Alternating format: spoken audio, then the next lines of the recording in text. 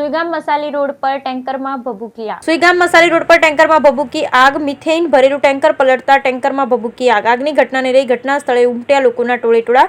કચ્છથી મિથેન ભરી હરિયાણા તરફ જતા ટેન્કમાં ભભૂકી આગ. સદનસીબે મોટી જાનહાનિ ટળી. બ્યુરો રિપોર્ટ, બરઠક, કડીસા.